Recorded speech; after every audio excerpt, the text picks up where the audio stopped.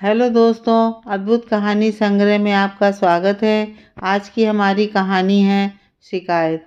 माँ, मैं सच बता रही हूँ, कल राघव भैया नीति भाभी के लिए एक बड़ा पैकेट लेकर आए थे।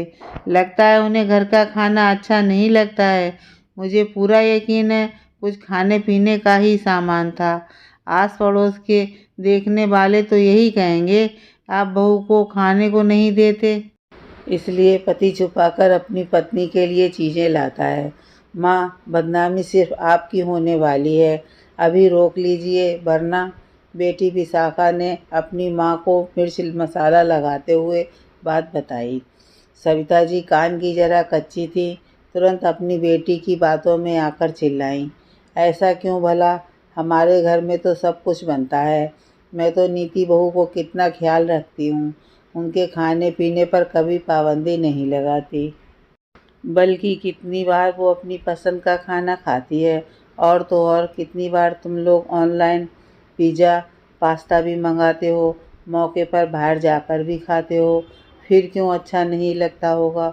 और मैंने नीति को पहले ही समझा दिया था, हमारे घर में कुछ भी छुप छुपा कर नहीं आएगा, जो आएगा सबके सामने आएगा। फिर भी उसने ऐसी हरकत की, मेरे बेटे को बरगलाने की कोशिश की। सविता जी अपनी बेटी की बात सुन गुस्से से तमतमा उठीं, जिसे देख विशाखा मन ही मन मुस्कुरा रही थी, क्योंकि उसने सास बहू के बीच में फूट डालने का काम कर दिया था। राघव और नीति की शादी हुए 1 साल हुए हैं और वो प्रेग्नेंट है। अब आए दिन उसका मन कभी खट्टा तीखा और कभी मीठा खाने का करता है। मूड स्विंग हो रहे थे, समझ में नहीं आ रहा था कि क्या किया जाए। कभी कभी खुद का बनाया खाना भी उसे पसंद नहीं आता, तो दही अचार से रोटी खाकर भी संतुष्ट हो पाती थी, तो कभी पूरी हलवा से ही खाती थी। बस अपनी भाभी की इसी परेशानी का फ़ायदा उठाकर विशाखा ने उसके खिलाफ माँ के कान भर दिए। क्यों? आइए जानते हैं। कुछ दिन पहले विशाखा अपनी भाभी के कमरे में पहुंची। भाभी, क्या मुझे अपनी घड़ी दे सकती हो? मुझे कॉलेज पहनकर जाना है, शाम को लौटा दूंगी। नीति एक बहुत ही सुलझी व्यवहारिक लड़की है, इसलिए उसने अपनी ननद को बड़े प्यार से बोला, विशाखा बुरा मत मानना, वह घड़ी मेरी मौसी यूएस से लाई हैं और मुझे बहुत पसंद भी है। वह मैं तुम्हें नहीं दे सकती, तुम चाहो तो कुछ और मांग लो। वाह भाभी, 2 कौड़ी की घड़ी मांगी तो मना कर दिया, अब कुछ और क्या मांगूं? अभी आपकी साड़ी मांगूंगी तो कहेंगी बुआ की साड़ी है, पर्स मांगूंगी तो कहेंगी दीदी ने दिया है। क्या मुझे मंगता समझ रखा है? वो तो आपको अपना समझकर मांग लिया था, मगर आपका दिल तो बहुत छोटा निकला। ऐसा मत कहो विशाखा, पिछली बार मैंने तुम्हें लहंगा दिया था, तुमने पार्टी में खाने पीने के दाग लगाकर खराब कर दिया। उसके बावजूद भी मैंने अपनी सबसे सुंदर सैंडल दी थी, वो भी तुम तोड़ कर ले आई थी, तब भी मैंने कुछ नहीं कहा था। वो घड़ी मेरी मौसी की है, इसलिए तुम चाहो तो शाम को अपने भैया के संग जाकर अपने लिए पसंद से सुंदर सी घड़ी ले लो। हद होती है भाभी, घर में चीज़ रखी है वह तो दे नहीं सकती, भैया के नाम का एहसान बताती हैं। जाइए, मुझे नहीं चाहिए आपकी घड़ी। मुझे तो पहले ही पता था आपको मुझसे कुछ लेना देना नहीं, आपको तो बस भैया प्यारे हैं, हम लोग आपके अपने थोड़े ना हैं। बोल पैर पटक कर कमरे से बाहर चली गई। बस इसी बात से चिढ़कर उसने नीति से बदला लेना चाहा और अपनी माँ से डांट पड़वाने का प्लान बनाया, और उसने अपनी माँ को भड़का दिया ताकि सास ससुर के बीच में तू तू मैं मैं हो जाए तो बड़ा मज़ा आए।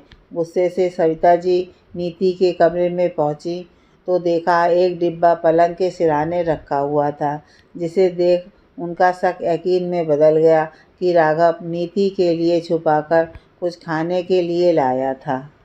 वे बोली, नीति बहू, हमने तुम्हें किस बात की कमी रखी है जो तुम मेरे बेटे से चोरी छुपे खाने पीने की चीज़ें मंगवाती हो, जबकि मैंने तुम्हें पहले ही कह दिया था हमारे घर में ये सब नहीं चलता है। जो करना है तुम मुझे बताकर भी सब मंगवा सकती हो, फिर ये छुप छुप कर घर में सामान लाना क्यों? अभी भी वक्त है, सुधर जाओ। नीति आज सुबह से ही सुस्त थी। अचानक से अपनी सासू माँ की बातें सुन हड़बड़ाते हुए बिस्तर से उठी और बोली, माँ जी आप क्या कह रही हैं?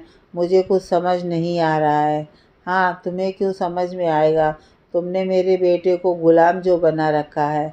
अब तुम जैसा चाहोगी वैसा ही नाचेगा और इस घर में कल को 2 चूल्हे भी हो जाएंगे, क्योंकि तुम्हें हमारी रसोई का खाना पसंद नहीं आता है, इसलिए चुगली कर अपने पति से छुपकर खाना मंगवाती हो।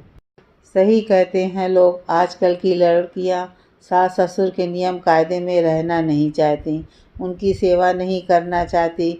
बस उन्हें तो अपना पति प्यारा है, उसे कब्जे में करने के लिए साम दाम दंड भेद लगा देती हैं और हो जाती हैं घर से अलग। सविता जी लगातार बोले जा रही थीं।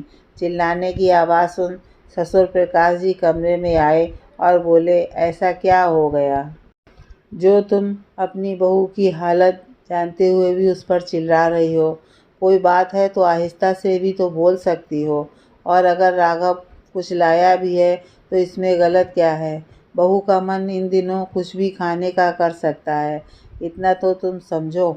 नहीं जी, मैं कुछ नहीं समझूंगी, समझना इसे पड़ेगा। ये घर मेरा है और यहाँ इसकी मनमानी नहीं चलेगी। अरे ये कोई अकेली है जो बच्चे पैदा करने वाली है? मैंने भी 2 बच्चे जने हैं मगर ऐसी हरकत नहीं की। किसी को पता नहीं था। अचानक राघव बाथरूम से बाहर निकला और बोला, माँ सुधरने की ज़रूरत आपकी बहू को नहीं, बेटी को है। अचानक से अपने भाई को देख विशाखा घबरा गई। उसे लगा भाई घर पर नहीं है, तब तक भाभी की क्लास लगा ली जाए, मगर शायद अब उसकी क्लास लगने वाली थी। क्यों, गलती तो बहू की है, बेटी को क्यों कुछ बोलना? माँ आप तो जानती हैं नीति को कभी भी एसिडिटी और अपच हो जाती है। कल रात को खाना खाने के बाद उसे उल्टियाँ हो गईं, फिर भी वह चुपचाप सोने की कोशिश करने लगी। अचानक से बोली, कुछ मीठा मिल जाता तो मुँह का स्वाद ठीक हो जाता। मैंने सोचा आपको जगाकर आटे का हलवा बनवा लूँ, पर देखा आप सो रही थीं, इसलिए मैं खुद उसके लिए गाजर का हलवा बाज़ार से ले आया। और जब इसे खिलाने लगा तो कहने लगी, नहीं मम्मी जी को ये बिल्कुल पसंद नहीं आएगा कि मैं अकेले चुपचाप कुछ खाऊं। वह मेरे लिए कितना कुछ बनाती हैं, मेरा बहुत ध्यान रखती हैं, मैं उनका दिल नहीं दुखाऊंगी। आप ये हलवा रख दीजिए, कल सुबह हम सब मिलकर खाएंगे। मेरे लिए ठंडा दूध ला दीजिए, वही पी लूँगी। इसलिए वो बंद डिब्बा ऐसा का ऐसा ही रखा है। शायद आपकी लाडली बिटिया ने मुझे बाजार से आते हुए देख लिया, इसलिए आपके कान भर यह बखेड़ा खड़ा कर दिया। आप दोनों के बीच गलतफहमी फैलाकर अपनी भाभी को डांट पड़वाने की कोशिश कर रही थी, जो कि सरासर गलत है। पिछली बार भी आपको सामान न देने की बात पर कितना भड़काया था, तब भी आपने नीति को ना जाने क्या क्या नहीं सुनाया। मैं बोलना चाहता था मगर आपकी बहू ने मुझे चुप रहने के लिए बाध्य किया था। आज ऐसा ये घर में कर रही है, कल ससुराल में करेगी। नीति मुझे इसकी हरकत के बारे में बताती है, पर हम इसकी हर गलती को नादानी समझ माफ़ कर देते हैं। अब आप ही फैसला कीजिए किसका क्या करना है, वरना सच में गलतफहमियों के बीज बोकर ये आपके घर में 2 चूल्हे करवा देगी। सविता जी बेटी विशाखा को एक जोरदार थप्पड़ जड़ने ही वाली थीं कि नीति ने उन्हें रोक दिया, मगर गुस्से से बोली, कॉलेज का आखिरी साल है, पढ़ाई पर ध्यान दो और अपने पैरों पर खड़े होने की सोचो। ऐसे घर में कलह मचाकर बुरी नंद बनने से अच्छा है एक अच्छा इंसान बनो। आइंदा बिना सोचे समझे अपनी भाभी के बारे में बोला तो मुझसे बुरा कोई नहीं होगा। विशाखा ने भी अपने भाभी भैया से माफ़ी मांगी और कहा, आगे से इस तरह की कोई गलती नहीं होगी।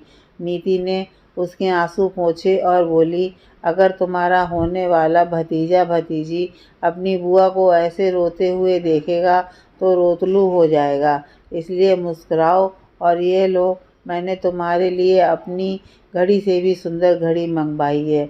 यह देख विशाखा को बहुत आत्मीग्लानि हुई और तुरंत अपनी भाभी के गले मिलकर सारे गिले शिकवे दूर कर लिए।